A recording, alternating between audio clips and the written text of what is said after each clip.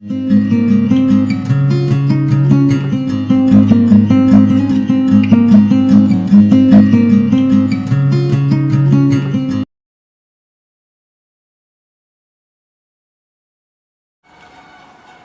morning to all of you, and once again I welcome you all to my YouTube education channel, The Guru Upanishad English Classes. Okay. Today in this session we are going to study part 3 of socialism in Russia and Russian Revolution. As I have been also teaching you history as well as civics for class 9 and 10th. Okay. So I have already made two lecture videos on the second chapter of class 9, that is socialism in Russia and Russian Revolution. Okay. In those chapters we studied about the various social groups like as liberals, radicals, conservatives, and in the second lecture we studied about socialism in Europe. How did it came? We studied about the philosophers, Karl Marx. We studied about Robert Owen. We also studied about Louis Blanc. Okay, that how did they advocate for the benefit of workers, poor people, and to bring us socialism. So students, today the main topic for discussion, third topic for discussion in this chapter is cause of revolution, cause of Russian revolution.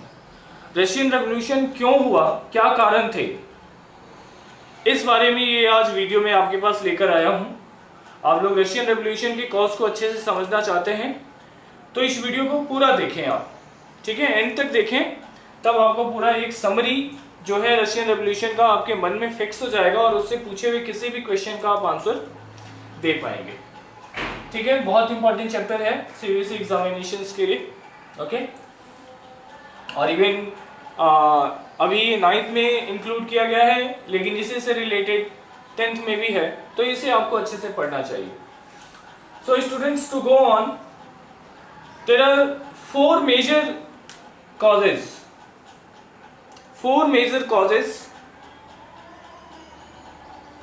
for why the Russian Revolution took place. Russian revolution क्यों हुआ, उसकी 4 major causes हैं, 4 reason है. First one, social condition of Russia. Second one, economic condition. Third, political causes. And fourth is dissatisfaction in non Russians. Dissatisfaction in non Russians. Students, एक chart के form में हम इस चैप्टर को, इस topic को डिस्कस करेंगे. स्पेशली मैंने एक ट्री बनाया है और ट्री का सेंटर मैंने दिया है rule of tsar. Rule of tsar, we all know that कि रशिया में जब तक फ्यूडल सिस्टम था, फ्यूडल सिस्टम, हिरार्की थी वहाँ पे या मोनार्की थी, तो वहाँ पे जार्स का रूल चलता था. रशिया के जो राजा होते थे उनको जार कहते थे और रशिया की जो रानी होती थी उन्हें जरीना कहते थे. ठीक है, तो हम लोग बात करें रशियन रेवोल्यूशन की, और ये बात है 19th सेंचुरी की, क्योंकि उस समय तक काफ़ी कुछ यूरोप के बाकी हिस्सों में, जैसे फ्रांस में, है ना, ये सब यूरोप के बाकी हिस्सों में काफ़ी कुछ उस समय चेंजेस हो गए थे.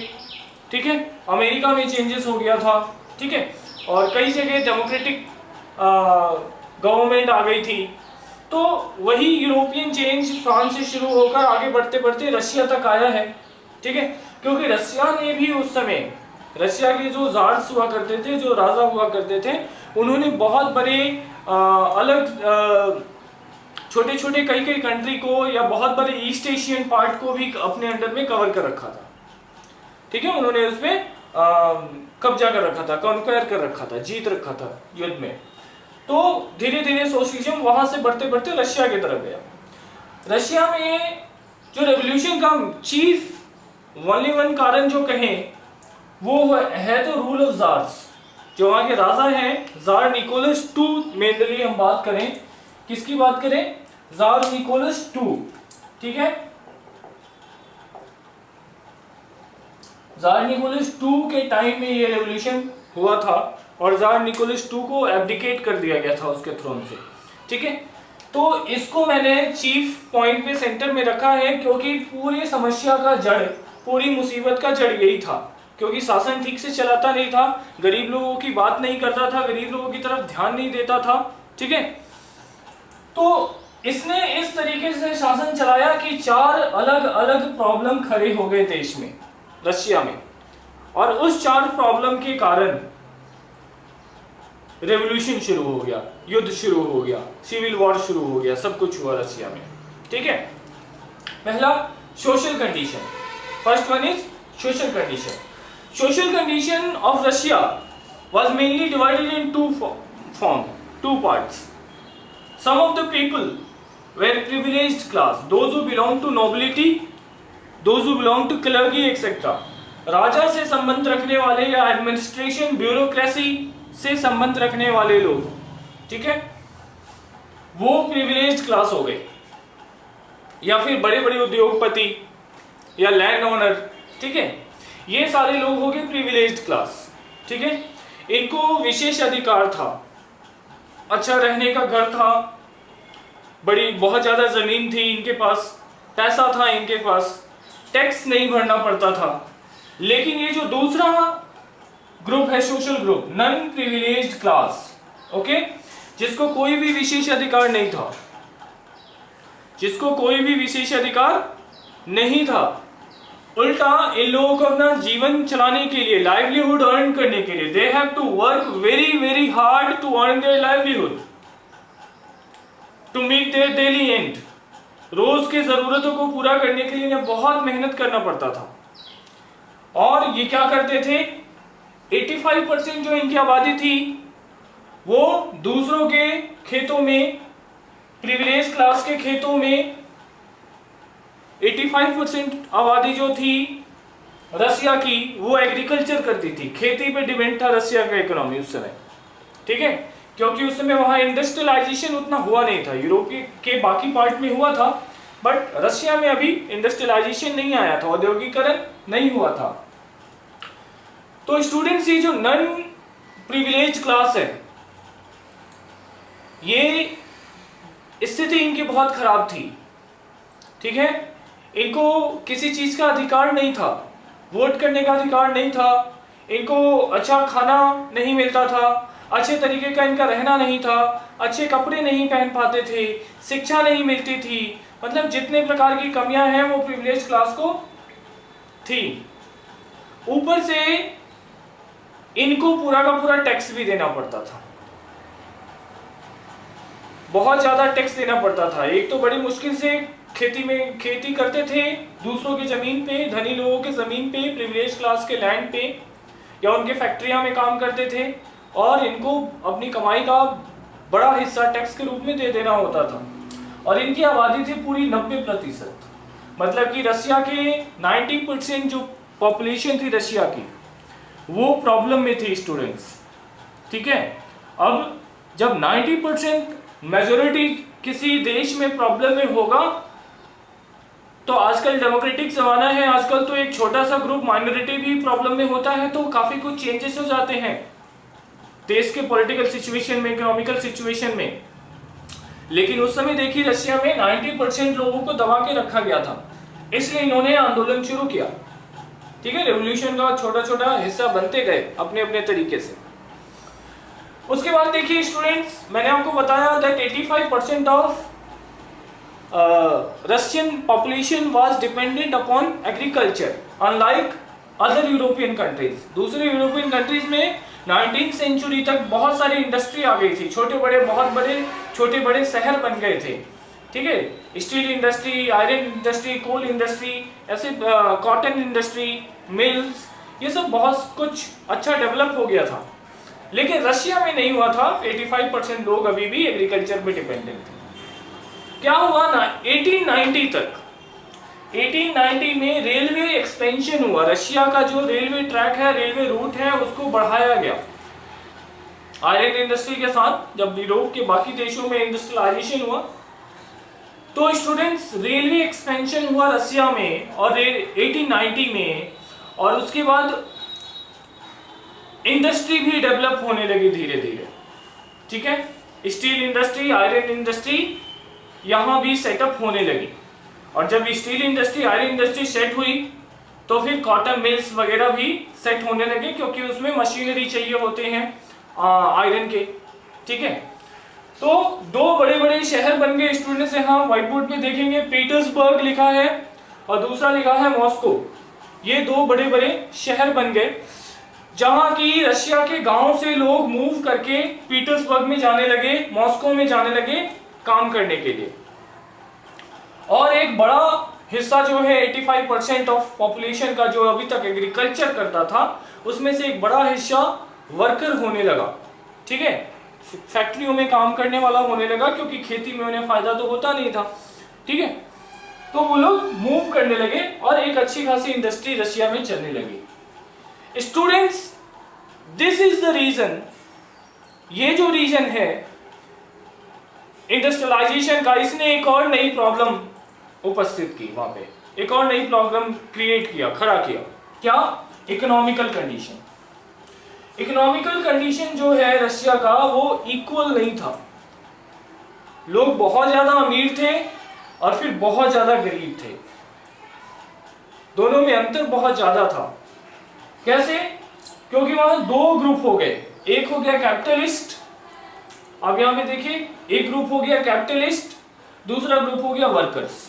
ठीक है, so in social economical condition of Russia was also not good, because there was a huge gap, huge difference into the position of capitalist and workers. Worker के पास पैसा बिल्कुल नहीं था, गरीब थे, लेकिन कैपिटलिस्ट के पास पैसा का पैसा जमा हो जा रहा था। ऐसा कैसे हुआ? क्योंकि रशिया में अभी तक एग्रीकल्चर पे डिपेंड करते थे, तो बाहर से फॉरेनर जो है, बाकी यूरोपियन देशों से इन्वेस्टर वहां पे गए, फॉरेनर वहां पे गए इंडस्ट्री लगाने के लिए। तो उन्हें कोई मतलब नहीं था वहां के लोकल लोगों को स्थिति सुधारने का या उनके बेनिफिट के लिए या बेटरमेंट के लिए काम करने का। They only spoke of huge profit for themselves. वो अपने आप के लिए चाहते थे कि ज्यादा से ज्यादा पैसा कमा ले रशिया से। ठीक है, तो एक पूंजीवाद की स्थिति वहां बनती गई, धनी लोग और धनी होते गए। और जो वहां के रशियन कैपिटलिस्ट भी जो थे, रशिया के लोग भी जिनके पास जमीन था, पैसा था, मिल्स थी, फैक्ट्रीज थी, उन लोगों ने भी रशियन पीपल पॉपुलेशन जो गरीब था, वर्कर्स का, पीजेंट्स का या फार्मर्स के लिए, भले के लिए कुछ नहीं सोचा। तो एक पूंजीवाद की स्थिति खड़ी होती गई। ऊपर उसके उल्टा देखिए, वर्कर्स एक दिन में 12 to 15 आवर वर्क करना पड़ता था उनको। स्थिति कितनी खराब थी, 24 घंटे में 15-15 घंटे काम करना पड़ता था और पैसे बहुत कम मिलते थे, एट लो वेजेस। आप पॉइंट इसमें ऐड कीजिएगा, 12 to 15 hour at low wages. ऊपर से रशियन इंडस्ट्री जो थी, उस समय के कैपिटलिस्ट थे, वो प्रेफर करते थे कि वुमेन और चिल्ड्रन को रख लिया जाए काम पे। क्यों? क्योंकि वुमेन और चिल्ड्रन को रखेंगे तो और पैसा कम देना पड़ेगा, उनको मोल भाव करके कम पैसे में काम करवाया जा सकता है। तो इस प्रकार से एक्सप्लॉयटेशन होने लगा। तीसरी जो इससे जुड़ी हुई पॉइंट है, third point related to this is worker were divided among many social group among themselves. जो वर्कर थे वो खुद एक नहीं थे, यूनाइट नहीं थे, वो खुद आपस में बटे हुए थे पूरे तरीके से। Okay students, worker where also divided. Russia के वर्कर जो है वो खुद में बटे हुए थे, यूनिटी नहीं थी। फॉर एग्जाम्पल जो मेटलिस्टिक वर्कर हैं, मेटल के साथ काम करते हैं, आयरन इंडस्ट्री, स्टील इंडस्ट्री में काम करते हैं, वो अपने आप को बाकी क्राफ्ट्समैन जो हाथ से काम करते हैं, बुनकर हुआ, ठीक है, या मिल्स में काम करने वाला हुआ, उन सब से सुपेरियर मानता था और क्राफ्ट्समैन को इंफीरियर मानते थे। क्यों? क्योंकि चूंकि वो industry, iron industry, steel industry में they are working, they need special skill and talent. वो समझते थे कि हमारे अंदर स्पेशल स्किल है, टैलेंट है और हम उनसे अच्छे हैं, इसलिए एक अरिस्टोक्रेसी की भावना इनमें भी आ जाती थी कि हम सुपीरियर हैं, हमारी बातें होनी चाहिए। So workers were also divided into many social groups, okay, as per their trade skills. Okay students, ये था दूसरा रीजन, इकोनॉमिकल कंडीशन, ये सब दिक्कत थी वहां पे। थर्ड इज पॉलिटिकल कॉज, तीसरा जो है वो है पॉलिटिकल कॉज। जो शासन व्यवस्था था या राजतंत्र था रशिया का, वो बच्चों अच्छा नहीं था। ज़ार निकोलस वाज अ रथलेस रूलर, निर्दयी था वो, एक तरीके का ट्रायम्फ था, ठीक है। उसे जनता की कुछ नहीं पड़ी थी, उसे सिर्फ शासन करना था, लैविश लाइफ जीना था, महलों में रहना था। कोई भी एक बेनिफिशियल स्टेप उसने नहीं उठाया कि कॉमन पीपल को फायदा पहुंचे। He was ruthless ruler. He never spoke of his subjects. He never took any steps or brought any acts and amendments so that his public, his subject can be profited. They can be proliferated. उनको proliferate नहीं किया जा सकता, सुधार नहीं लाया जा सकता उनके स्लम टाइप जीवन में, लाइफ में, ठीक है। दूसरा, dominated by Zarina Alexandra, German wife, and corrupt saint Rasputin. Tsar Nicholas अपने ज़्यादातर जो फैसले लेते था वो दो लोगों के सलाह मशवरे से, एक उसकी पत्नी थी जो जर्मन की थी, ठीक है, जरीना अलेक्जेंड्रा, रानी अलेक्जेंड्रा जो थी जर्मन की थी, उससे अफेक्टेड था, उसकी सारी पॉलिसी, उसके डिसीजन। और दूसरा करप्ट सेंट रास्पुतीन, उसका जो राजगुरु था रास्पुतीन, वो पूरी तरीके से करप्ट था, भ्रष्टाचार से लिप्त था, उसे भी जनता की चिंता नहीं थी। तो ये दोनों बड़े कारण बने ज़ार निकोलस के सारे पॉलिटिकल इम्बैलेंस के। ओके। दूसरा, इग्नोरेंस ऑफ मासेस, वहां की जो एडमिनिस्ट्रेशन थी या ब्यूरोक्रेसी थी, जो अधिकारी लोग थे, उनको भी कोई लेना देना नहीं था कि कैसे राजा और प्रजा के बीच में एक रिलेशन स्टेबल किया जाए, ताकि दोनों एक दूसरे की बातों को समझें, एक दूसरे की बात एक दूसरे तक पहुंचे और वे लोग उस पर समझे, सोचे, विचारें। ब्यूरोक्रेसी ऐसा कुछ नहीं करती थी, उसे सिर्फ अपना पोस्ट, सैलरी, प्रिविलेजेस, फायदे और टैक्स से मतलब था। तो इस टाइप की पॉलिटिकल कॉजेज थी रशिया में students. Okay. Next is dissatisfaction in non Russian. Video को स्टार्ट करते समय, लेक्चर को स्टार्ट करते समय मैंने बताया कि जो ज़ार्स थे, जो राजा हुए रशिया के वहां के बड़े बड़े, ओके, उन्होंने क्या किया कि जो ईस्ट एशियन पार्ट है, कुछ बहुत बड़ा ईस्ट एशियन पार्ट और फिर बहुत सारी यूरोपियन कंट्रीज को अपने अंदर, अपने रिजाइन में, अपने कंट्रोल में, अपने किंगडम में मिला लिया, कन्क्वायर करके, जीत के। बट ये लोग सोशलिज्म या डेमोक्रेटिक भावना से नहीं चलते थे, सेकुलर नहीं थे ये लोग, दे वर नॉट सेकुलर, बिकॉज वहां पे ज्यूज थे, पोलिश थे, फिन्स थे, जर्मन थे, उज्बेकिस्तान के लोग थे। ये सारे जो कंट्रीज है, अलग अलग कंट्रीज हैं, Jewish people, Polish people, fins people, German people, Uzbeks, ये लोगों की बात वहां पे नहीं होती थी। एक रशियनाइज का सिस्टम चल गया था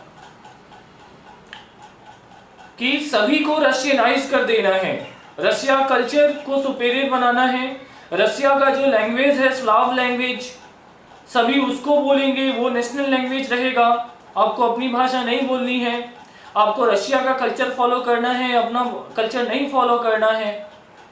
तो ये सब जब होने लगा, ऑपरेशन होने लगा, उनके कल्चर को दबाया जाने लगा, उनके लाइफस्टाइल को हटाया जाने लगा, उन पे जबरदस्ती एक और भाषा, दूसरी भाषा, स्लाव, जो रशिया की भाषा थी, स्लाव लैंग्वेज, उसको इम्पोज किया जाने लगा बच्चों।